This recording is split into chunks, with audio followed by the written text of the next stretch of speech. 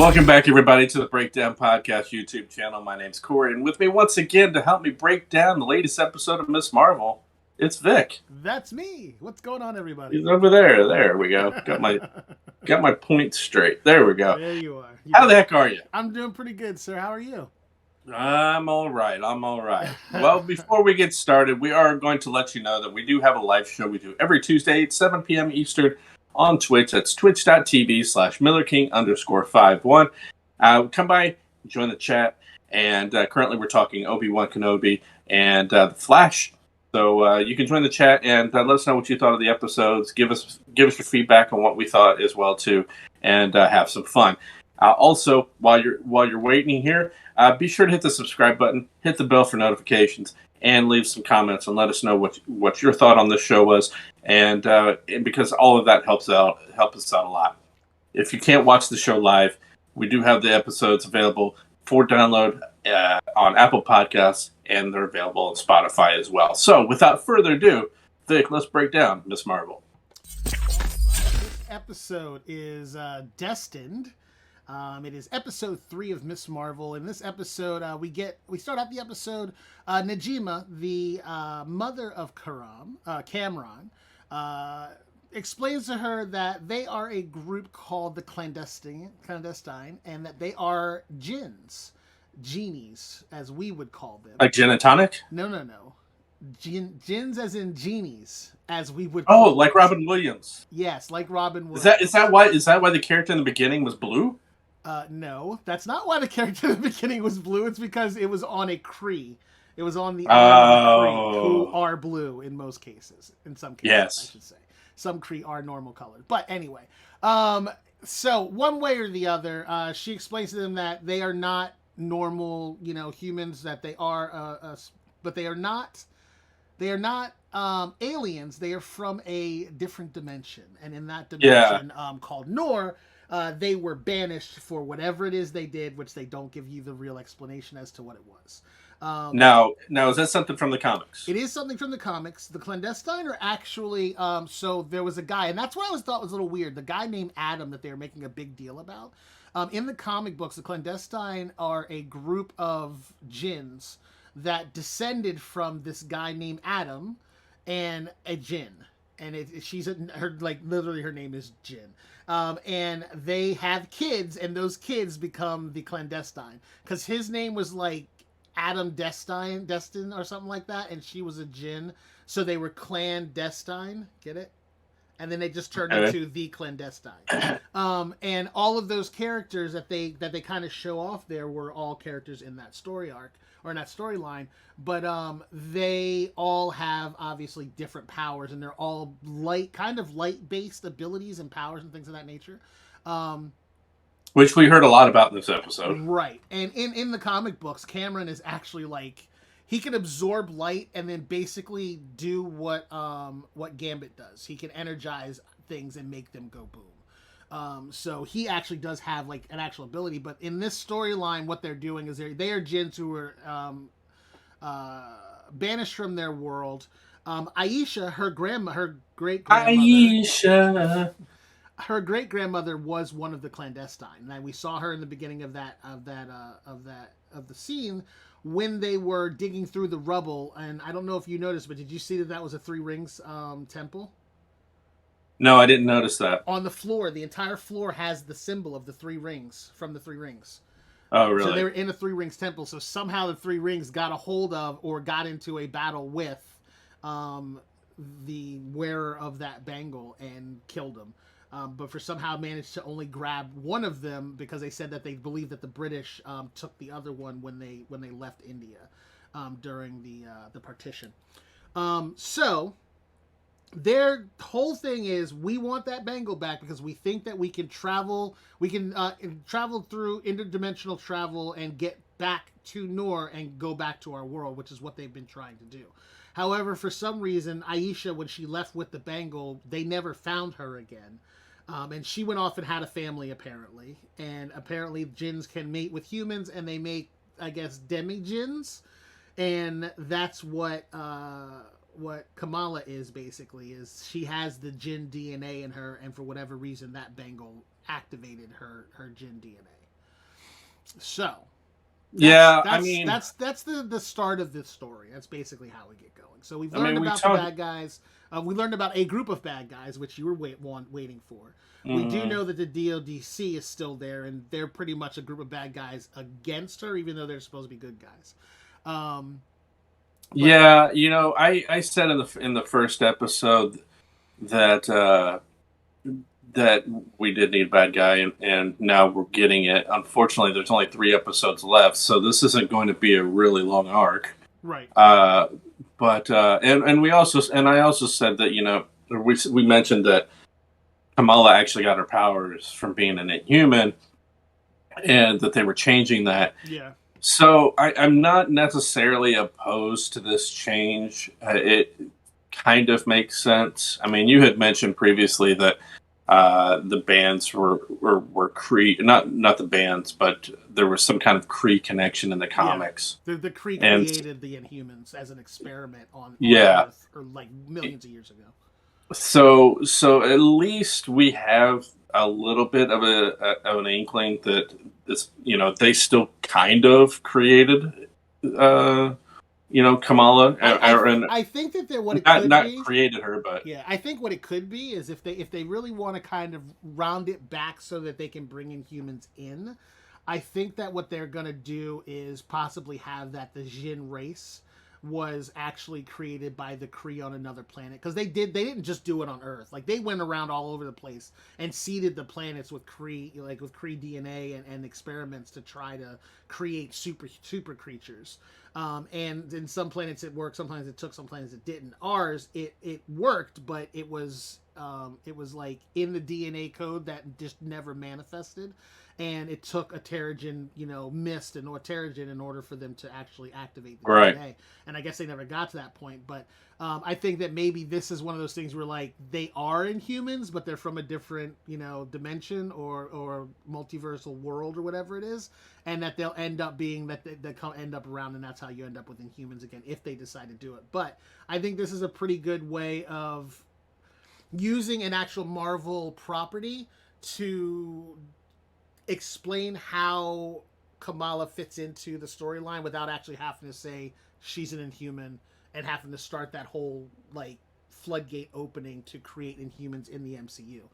Because despite doing it with Multiverse of Madness, I still think that they shut it down quick enough. So, like, yeah, that they exist, but they don't exist on 616 at the moment. So eventually something could happen, and that's kind of the kicker to it all. Yeah, and not to mention the fact that we know that Secret Wars is coming up too, right. And so I couldn't help but think that maybe this is like the startup of letting people know about a little bit more. All of the different worlds, dimensions, and peoples that are involved in the MCU. Right. From a broader standpoint, rather than just saying, oh, all of these people created here. Well, we know they weren't, because we know that there are different, multiverses and different Earths. And, like, with 868, you have all of them. You have mutants, you have Inhumans, you have all of them on that planet, on that Earth. So if that's the case, then obviously it could happen here if they were introduced, or it is a possibility that is something that is here when they decide to finally do it. So they tell Kamala, like, hey, we need that bangle. We want to try to travel, back to our world and get back to where we're from. She still never addresses the fact that they were exiled, and if you're exiled, that they don't usually do that unless you did something wrong. Yeah, but she never what asked did you that. do? Yeah, she never asked that question, and because we now know that, like, just like her, Cameron is probably a descendant, and because they don't age the same way, his mom has been around for a long time, and that is 100 years, right? And it is his mom, but she hasn't been around. They don't look that age. They don't look like they're that old, right? So they try and act like they're good guys in the beginning. Right. And she's like, well, I understand the situation, but can I have some time to think about it? Like, because I don't know, I don't know what'll happen if I give this up. Like, and that's basically what it comes down to. She's like, I don't want to give up the bangle, because if I do, what if I don't have my powers anymore? And she's really happy about having her powers. So she talks to Bruno about it, and Bruno's like, we don't know what'll happen if you let them do that. Like, What if it implodes the world or something? I don't know what he was thinking, but he's like, that's not a smart idea because like we don't know what'll happen if they do that. It could be dangerous for all we know. And she's like, yeah, you're probably right. And then they kind of table the situation because they have to go to her brother's wedding. I can't remember what's her brother's name. I don't remember. I don't remember most of the people's names. You know that I'm his bad name's with Amir. names. He's A.A. Mir. Like A.A. Ron, but A.A. Mir. A.A. Ron? Yeah. Or I might start calling him A.A. Ron. He's A.A. Mir. So he's getting married to his fiancee Taisha. They go through the whole wedding ceremony. They do their Bollywood dances. Is cool. I thought that was a good touch to it. It was fun. I will say they focus more on the Masked Singer. They focus more on the crowd than the actual dancing.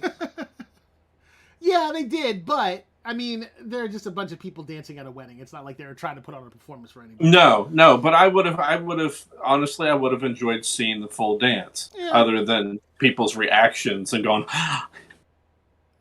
No, we don't need that. Just show the whole thing. I don't. What did you see that I didn't? I didn't see that. I saw a lot of cuts to the crowd.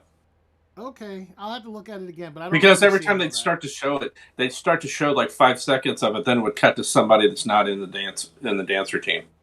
And then it cut back, and then it'd be two more seconds, and then it cut back again. I did see them do a couple cuts to people, and then when they did that, those people joined in the dance. Because like they didn't. And then it cut back to the crowd again. And then they kept going back in and out. But anyway, you're crossing the streams. So they're dancing. I'm just saying. They're dancing, enjoying themselves. Amir jumps in. Her parents jump in, which I thought was cool because she's obviously converting to Islam. To Muslim to being Muslim, and her parents don't look at all like they are, but they jump. You don't know. I said don't look like. I didn't say they weren't. I said don't look like, but they didn't show any like reverence to it because a wedding is a reverent situation. And I always wonder in these big they probably would have worn something to show it. I always wonder in these big dance scenes if people, the characters themselves actually go to like a dance class to learn this stuff. As much as someone goes, so say in Star Wars, you have to go to learn how to use a lightsaber. You have to go. I'm not talking about the actors. I'm talking about the characters. What do you mean? Because, like, okay, take for example. So you're saying not Imani. You're talking about Kamala. Yeah. Okay. But not necessarily her, but grew up. But hear me out. I got a better example. You watch one of these teen comedies. Sure. I'm trying to remember which movie it was, and there was like prom or something, and then a song starts playing during prom, and everybody does the exact same dance. Yeah, it's yeah. How did you all choreograph this together? TikTok. They all do TikTok dances. It's like I don't understand that. I have never seen. Aside from a wedding, everybody doing that little the electric slider that everybody jump to the left, jump to the right, cha cha. Those are the only two dances that everybody seems to know, except for me, because apparently I missed out on the dance class. But but then you see other things in the movies, and it's like, how do they all know to do that dance? Well, that's crazy that they picked it up like that.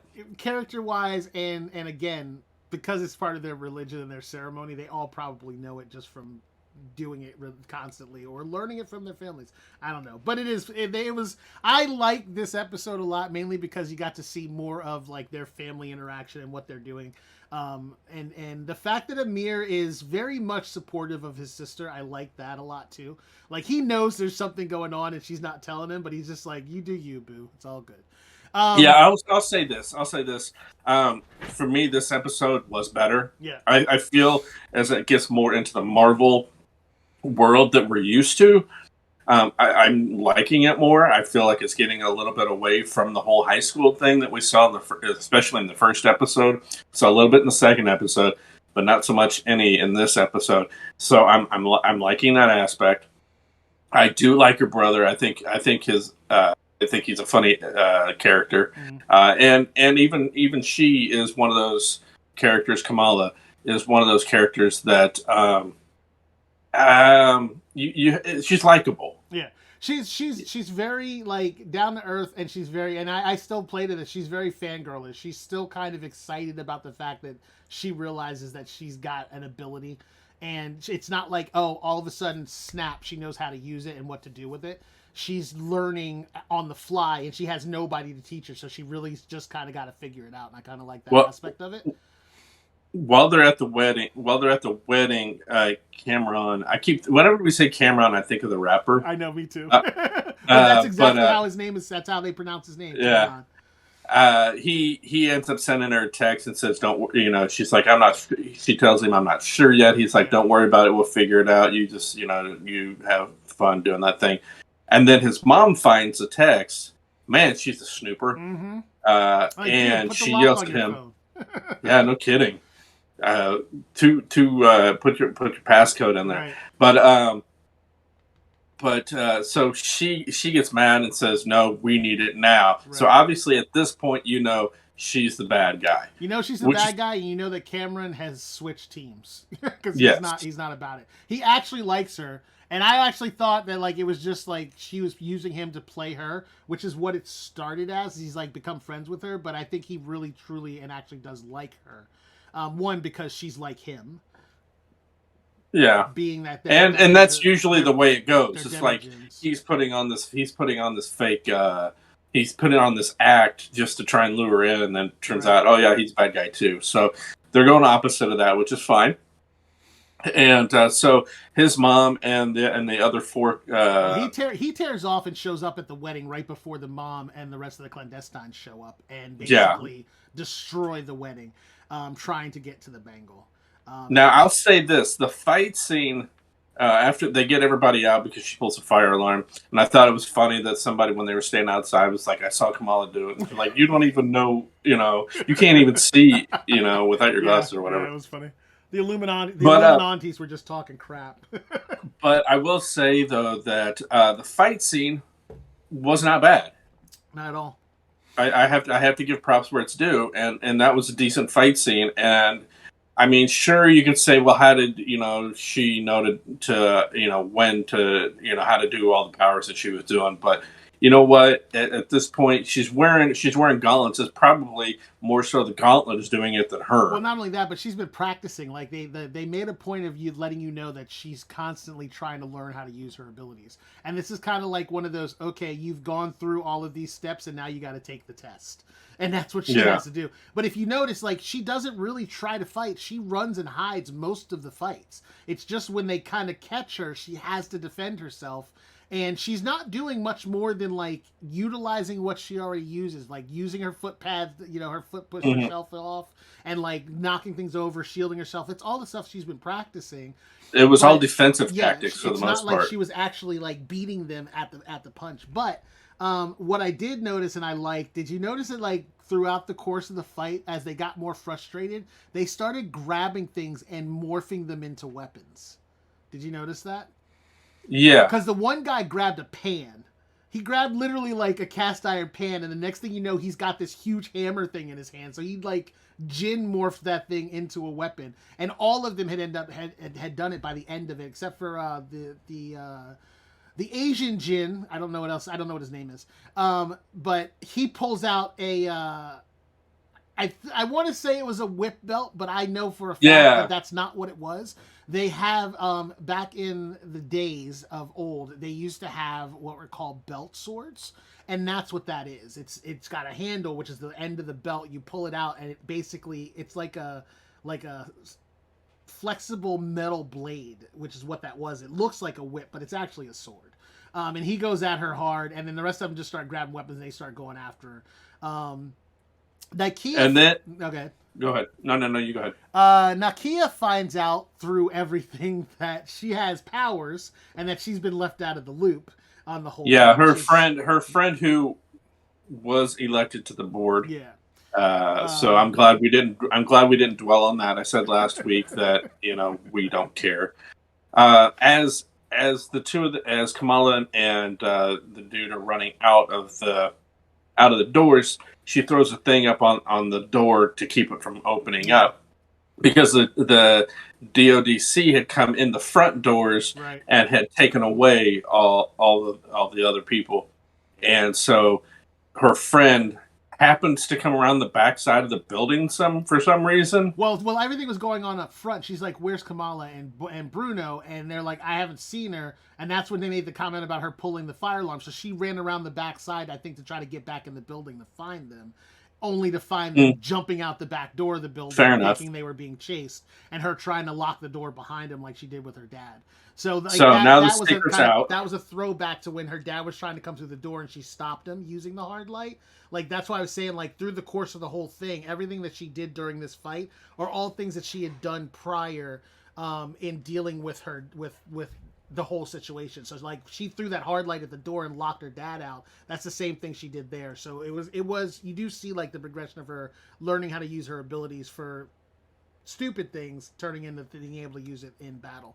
But yeah, so she's like, "Why didn't you tell me about this? Why am I the last one to find out?" She was not happy about it. Yeah, well, you know what? Get over it because it just happened, and this is a big thing. So we're kind of skeptical on who we tell at this point. Yeah. But with it being said, I think she probably should have told her off the start because she could have helped her hide the situation.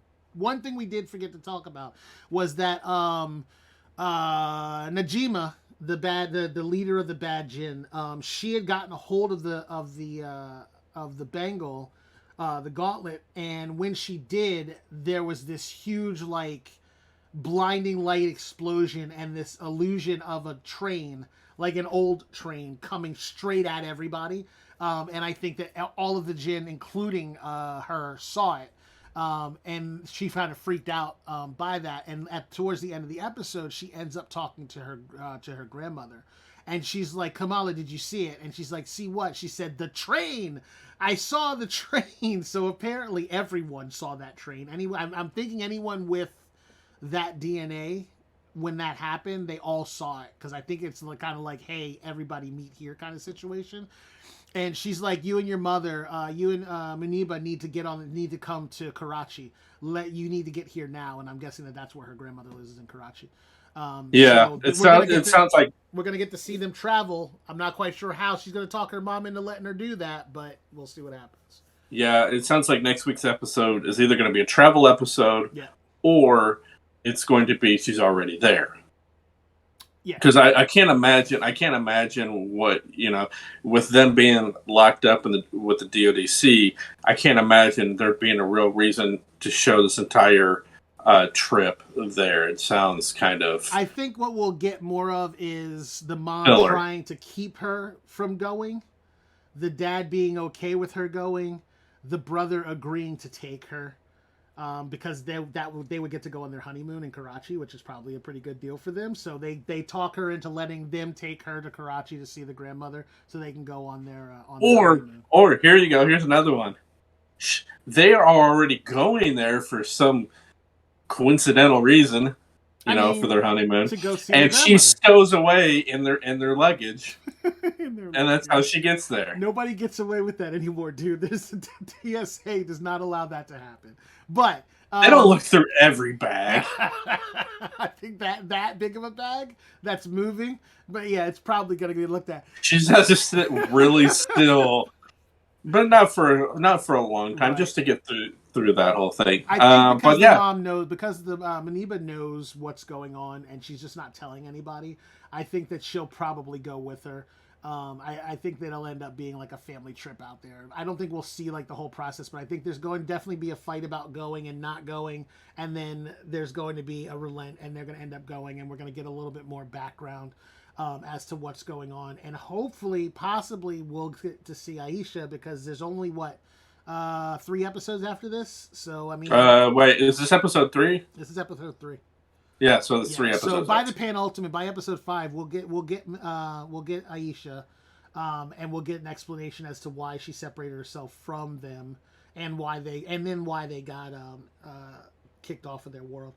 But either way, that's it was that. No, there you go. There you go. That's next week's episode. Yeah. We're gonna skip the whole travel part. She's gonna be there, and then she's gonna get the explanation, the backstory of what's going on. Yeah. That's gonna be the entire episode. That's my prediction right there. As of right now, I this is my favorite episode so far. It had a lot of like heart, feeling, a little bit of action, some explanation of what's going on. Like it had a little bit of everything in it. I think this was probably the best episode so far for me. All right, we do want to thank you for watching. That's going to be it for this video. And on behalf of Vic, that's me. I'm Corey. Thanks for watching, and we'll talk to you next time. See ya.